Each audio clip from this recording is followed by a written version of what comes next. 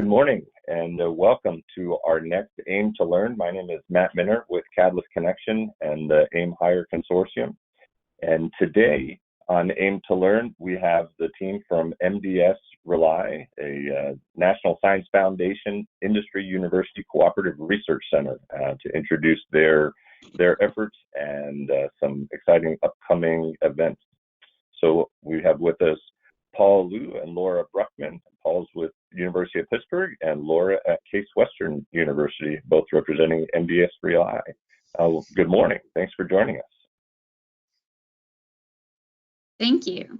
Yeah, thank you. Yeah, glad to have you both. So we'll just do a quick overview on AIM2Learn or AIM Hire, and then we'll also bring in our colleague at Pitt, Dave Rivolo, to do a little more of a official introduction for Paul and Laura. So we'll go ahead and get started here. So just a quick overview for those who may not be familiar with the AIM Hire Consortium. We're a Department of Defense funded program intended to strengthen and expand the DoD supply chain in Pennsylvania, Southwest Pennsylvania to be specific, and West Virginia, and with the focus on advanced manufacturing technologies and advanced materials fits right into that scope. So we're excited to have Paul and Laura with us today to talk about that. We have a wide range of organizations that represent the AIM Hire Consortium, from economic development and workforce development, technology institutes, and universities, such as University of Pittsburgh, that's represented here on our call today. We also have our supplier capabilities database, which is available for our regional manufacturers to promote their capabilities and engagement in the defense supply chain. This is being used to help connect providers with those OEMs and defense prime contractors looking for those resources here in the region.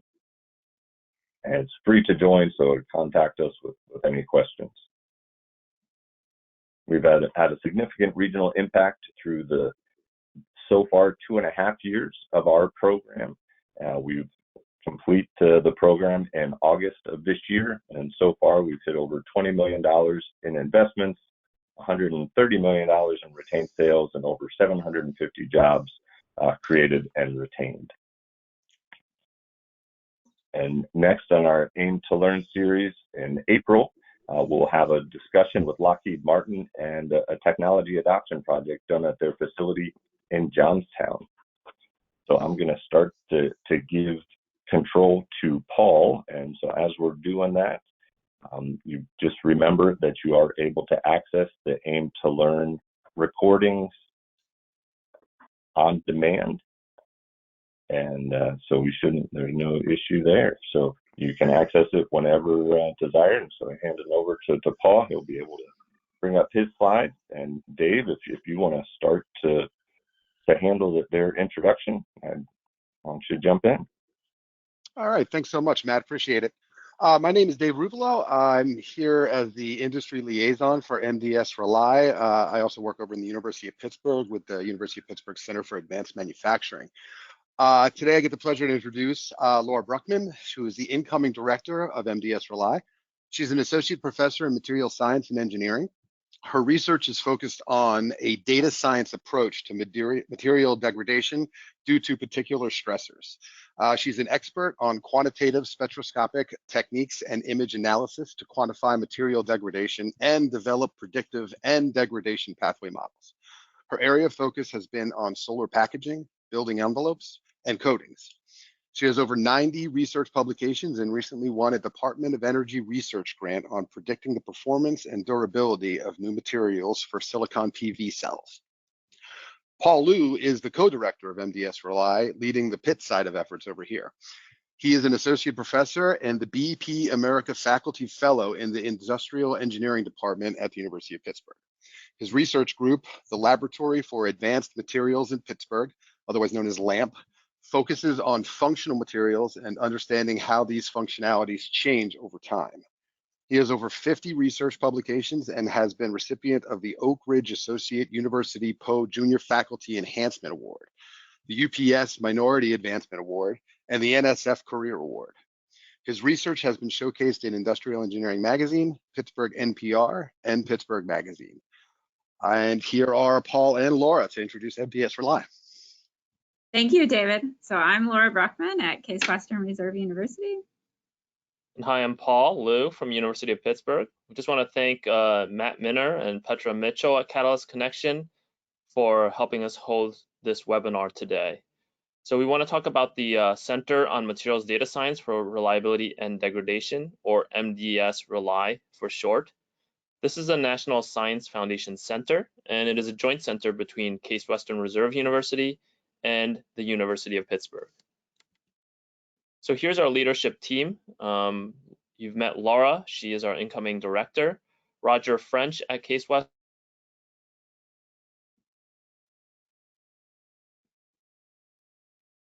is the co-director of the center, and I am directing the Pitt side of the center. Satish Iyengar, former chair of the statistics department, is a co-director of the center, and we have some wonderful staff as well. Yeah, so Jonathan Steyer is the managing director here at Case Western Reserve University, and then you just met David Ruvolo. Sorry, butchered your name a little bit. He's our industry liaison at University of Pittsburgh, and then we also have Dale Ashby, who's our industry advisory board president at Parker-Hannifin. So MDS-Rely is an IUCRC. IUCRC stands for Industry University Cooperative Research Center, or National Science Foundation Center. And in this model, the IUCRC model, the center is comprised of different industry and government lab members. These members pay annual membership fees into the center, which go towards sponsoring various research projects and initiatives that are carried out by faculty and graduate students. So the NSF helps to run the center. So one of the nice things about NSF IUCRCs is that all IUCRCs are unique. They don't fund any overlapping research ideas, so we're not competing against each other as a NSF IUCRC. So there's a center directory if anyone is interested. There's a link in our slides, but NSF has had very successful IUCRCs since the 70s. There's currently over 80 active centers for IUCRCs, and it's supported by $1.5 million from NSF over the first 5 years, and they contribute operating dollars so we can operate our NSF. For example, there is an NSF IUCRC at University of Pittsburgh called SHREC, which focuses on space and high performance and resilient computing, and currently has over 30 members. And then we've also get to have wonderful interactions with NSF on how to build and maintain our IUCRC. So our center vision is to transform industry by data science informed research applied to manufacturing, materials, and systems. We want to help members achieve higher levels of efficiency and productivity, longer product and material lifetimes, and higher levels of automation. So this involves integrating new sensors, new manufacturing processes, advances in computing to create data-driven insights. A lot of this is tied in with Industry 4.0. So both Pitt and Case were founded in the late 1700s and early 1800s to prepare students for the first industrial revolution to use machines powered by water and steam. And our center is part of this over 200-year tradition where we're preparing students for Industry 4.0 capabilities. So digital transformation from the third industrial revolution, the information age, has really enabled us to apply new methods, Internet of Things, communication, new computing to the real world. So our main goal here, this is our mission statement, is MDS-Rely is harnessing high performance computing capabilities to provide valuable materials, insights, and understandings into applications for members. So today we want to share with you the different major values of the center. And so the first major value is the education and training. So we're two universities, and we want to better prepare a diverse STEM workforce for industrial and commercial impact. And then we have put together a variety of different majors and minors and certificates and classes around this idea of materials data science. So there's remote education partnerships that you as part of your organization can learn from. So CASE has these data science classes, and they're in the Applied Data Science program. And we have been joint teaching them with University of Pittsburgh for the last 2 to 3 years at this point. And we've also been teaching them at Tohoku University in Japan, and then with several other universities now. So we've gotten relatively good at teaching them across to remote students as well as to different partner institutions. And I think we're at well over 600 students between CWRU and our partner institutions taking these data science classes and really being able to understand data science from the perspective of, say, an engineer and not necessarily from a computer scientist. So Laura and Roger have created some new minors at Case Western. They've created this Applied Data Science minor. They've also created this graduate certificate in Applied Data Science. Here at Pitt, we've created a new undergraduate certificate, which started in fall of 2021. We also started a new concentration, and currently we're in the process of creating a new graduate engineering data analytics certificate. So another thing the center offers is this opportunity to interact and collaborate with top professors and PhD students. So here are some CASE faculty that obviously we don't have their names, and you can see there are wonderful faces, but we are really affiliated with faculty across multiple disciplines in engineering here on campus. Likewise, here are the professors at Pitt. So just a wide variety of departments. Another big focus of our center is our students. So this is our planning meeting, and we had our students wear blue polo shirts. So this helped encourage interaction between industry and government labs and our bright PhD students. And these interactions happen at our biannual center meetings as well as biweekly project meetings. There's also opportunities for hiring these students through summer internships or co-ops at your organizations.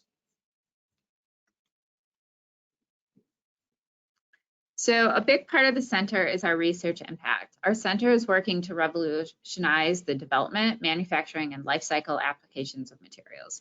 And our center is addressing societal and materials challenges and transforming how sensors, manufacturing processes, and computations are integrated together.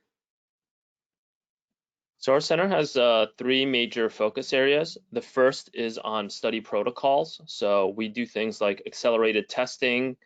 We try to qualify and characterize parts and materials quickly, and we try to correlate performance under accelerated testing with real world performance. The second area focuses on predictive analytics for materials. So we use data science methods on data sets. A lot of times these data sets are fairly small, and so we add additional physics or constraints so that the models are able to extract meaningful information. We also do a lot of image machine learning methods, as images are commonly used to characterize materials. Finally, we do a lot of different reliability and durability studies. So we study various stressors, things like corrosion, weathering, mechanical abrasion, fatigue, things that change a property, a material and cause it to degrade. So just as Paul has described, we have these 3 major competencies that we talked about there. And then as these 3 competencies are applied, we have 3 major thrust areas. So those 3 major thrust areas are weathering and performance, subtractive and additive manufacturing is thrust 2, and then thrust 3 is energy technologies. And then those 3 thrust energy 3 thrusts move into basically our value chains. And our value chains, we are looking into things such as polymers, elastomers, and coatings, metals and alloys, semiconductors, and optoelectronics. And then at our last meeting, in conjunction with our industry advisory board, we added this 4th value chain, which is around circular economy, sustainability, and the climate.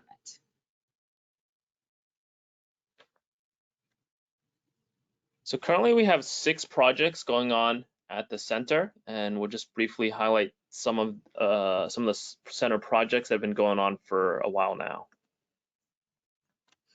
So one of the projects we have is on nets and modeling for service life prediction of polymers. This is a project I have with a current master's student who is getting ready to defend his master's. In this project, we are developing a package that is available to our partners in the IUCRC.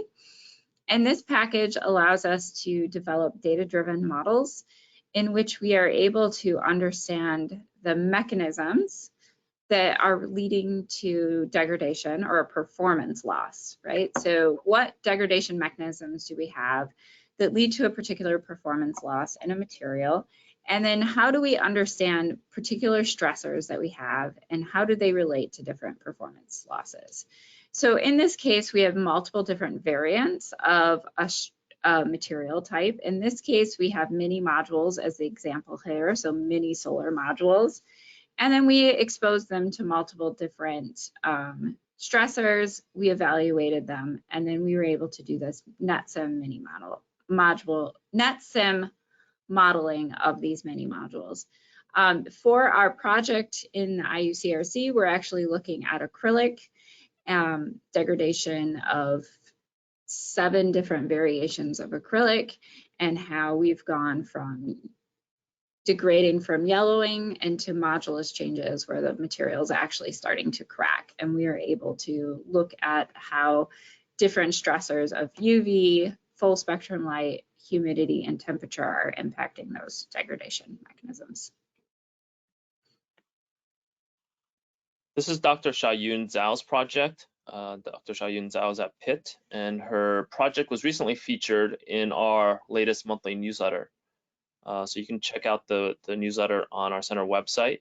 Her center focuses on improving the qualification and understanding of metal parts that have been created by the additive manufacturing process of laser powder bed fusion printing.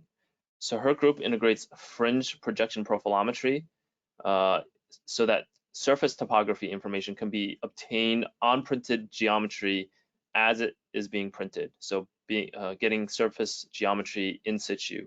So this allows for real-time feedback control, and they want to use this to reduce defects and improve the printing quality of additive manufacturing.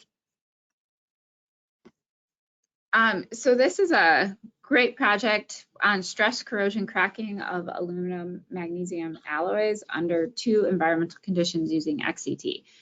This was done by John Lewandowski here at CASE. This project has just finished up, and it has developed a package that is able to look at X-ray computed tomography data that was done as they were actually able to compress and strain and pull metal pieces under X-ray computed tomography, and they were able to actually watch a material have a crack grow. And this was able to be done on 20 terabytes of data, which has really something that's quite a lot of data and is hard to actually analyze. And they were able to actually identify, here's a crack, I can watch it grow. This is when a crack merges with another crack. This is a really great project that actually has led to future research within our group between John and I and Roger French, but it also led to a package that was valuable to our team members here.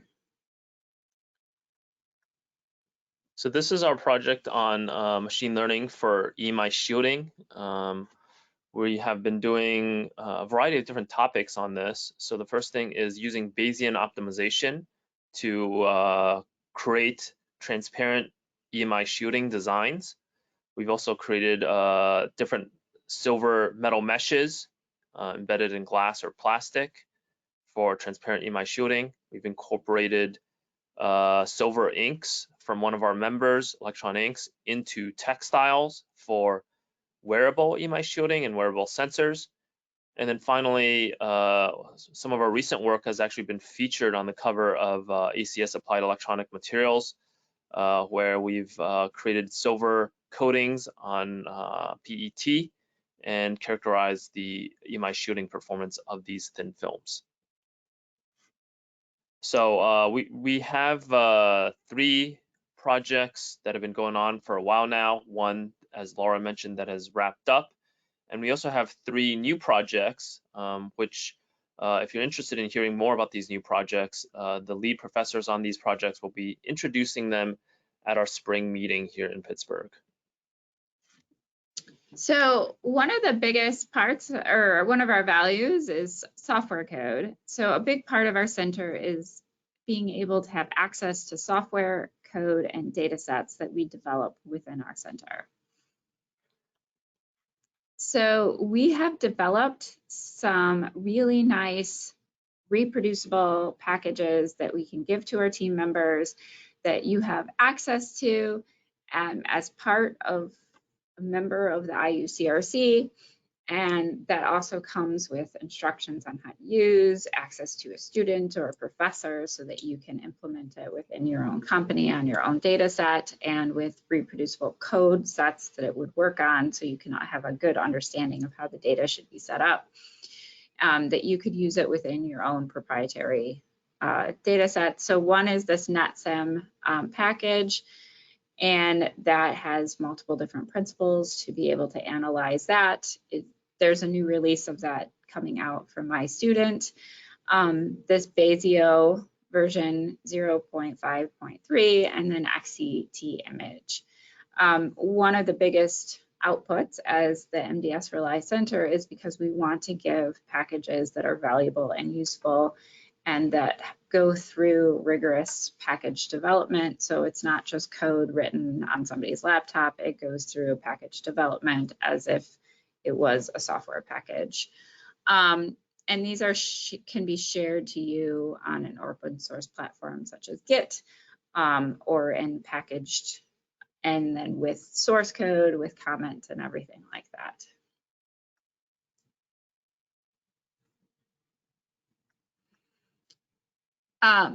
Our center also has facilities across our 2 centers. So at Case, we have the SDLE Research Center, which I'm a part of, which has access to a lot of accelerated testing equipment and characterization equipment. The Moore Center, the Materials for Optoelectronics Research Center, which has a lot of materials characterization equipment. Swagelok Center for Surface Analysis of Materials, CSAM, which has quite a lot of materials characterization equipment, and the AMMRC, which does a lot of mechanical reliability testing equipment. So anyone who's a member of the IUCRC gets access to this equipment, has an inside track to being able to get access to technicians to be able to use it, and students who can then use this equipment. So not only is it the IUCRC, but it's also access to the resources at Case. Here at Pitt, we have our Energy Innovation Center downtown. We have additive manufacturing research lab with various additive equipment. We have PINC for various tools for making and characterizing materials at the nanoscale. And then we have a lot of medical research going on at UPMC. So our center really provides a lot of bang for the buck. There are no overheads in terms of membership fees. The membership fees go directly to the center. And National Science Foundation is providing a cost share of $150K per site per year for the first 5 years of the center. So NSF is committed to $1.5 million to help support the first 5 years of our center. We have 8 members that are shown here. current members, and we'd love to add some more. If you're interested in finding more about this, please let us know. So we have NSF provides funding for administrative and management costs. CASE and Pitt provide research infrastructure and the researchers, and then members gain access to pre-competitive research and highly skilled workforce trained within the university. So your membership fees are a $50,000 annual, so membership cost is $50,000 per year. You get 1 industry advisory board seats, and you get basically 3 voting points, and then research project voting points is 6. So we would, if you joined, we would give you a little more understanding what that means, but basically you get access to decide what projects go forward, how the projects did, and you get to guide faculty and students on kind of the direction and the output of their research. Students and faculty present their research every 2 weeks to the members, and so you get to join those projects and really get to be involved in the research. And then we have a spring and a fall meeting where you get to guide the research, and also in the fall get to vote on which direction the research goes. For an associate member, which is less than 50 million annual sales, the membership cost is $25,000 per year. You get 1 advisory board seat, but then you have less votes in the direction of which the research goes. So the last value is our cross-cutting community. So you really get to interact with professors, grad students, and create research projects that benefit you and other members. We have biannual meetings. The fall meetings take place in Cleveland on Case Western campus, and the spring meetings are at Pitt. So our next meeting is coming up April 17th and 18th, and we hope you can join us.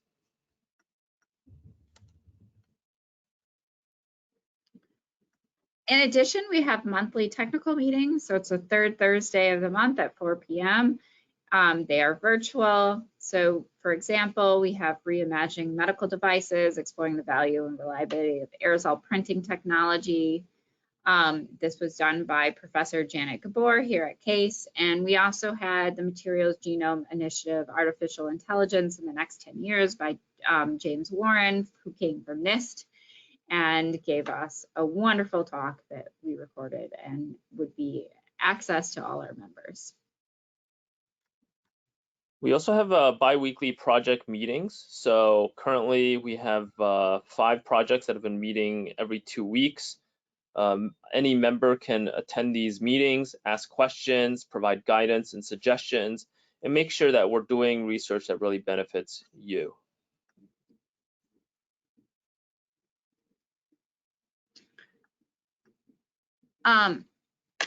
So all of our recordings from these meetings are posted in our MDS-Rely members portal.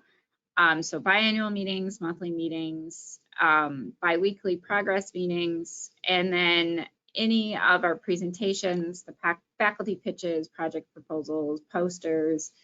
And then also we have MDS-Rely bootcamp that we run. So codes and instructions are all hosted there, so that you can access that. And it's also anyone at your organization can access it. So you can freely give it to, say, the person who attended the meeting, but say anyone that you are also in is part of your group.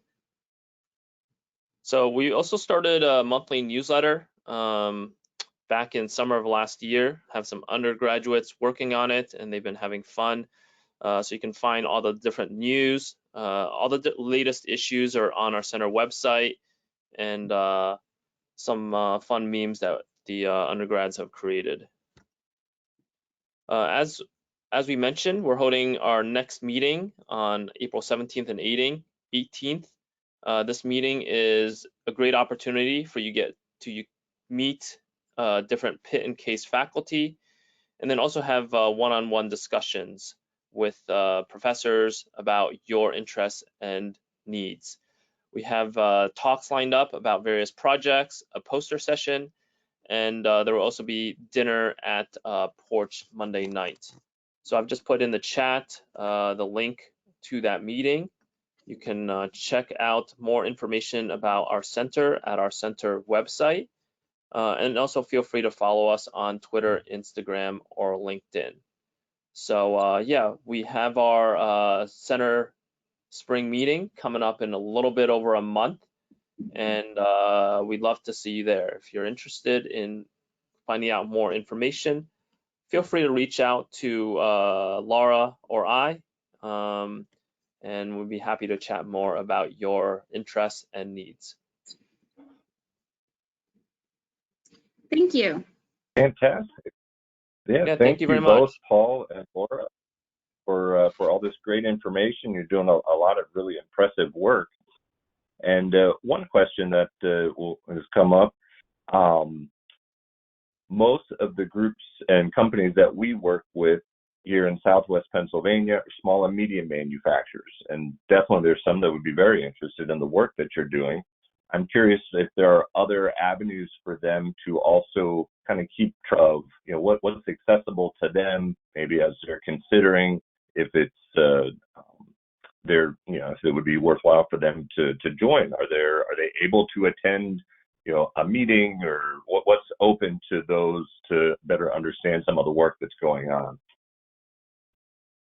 Yeah, so we actually have one small business that's part of our center right now, Electron Inks. They're a startup out of UIUC, and then we've also had a lot of interest from another Carnegie Mellon startup called eStat.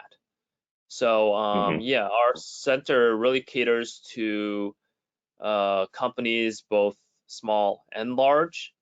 I think for a lot of small companies, finding the resources to join our center can be a little bit of a challenge, but there are various funding opportunities where we can build in membership fees into those funding opportunities. So as an example, eStat and I, we recently submitted back in the fall a proposal to the PA manufacturing, So we're still waiting to hear back on that proposal, but if it gets funded, then they will be using that money to join the center. So there are a lot of opportunities to pursue funding, research grants together. And I think just being part of this community opens up opportunities to pursue these funding sources, which really, a lot of them really encourage more interactions between universities and companies. But they can attend our spring meeting without joining the center. So you can come as someone interested in attending and interested in joining. There are closed door sections as an open door section. Okay, excellent. Well, lots of great resources. This will be shared and posted to our website, both the AIM Hire and Catalyst Connection websites, and as well as the recording will be made available. So we'll be able to continue to leverage this information. So thank you both again for joining us, and thanks everyone for joining in. So thanks, and have a great afternoon. Thank you. Thank you. Bye-bye.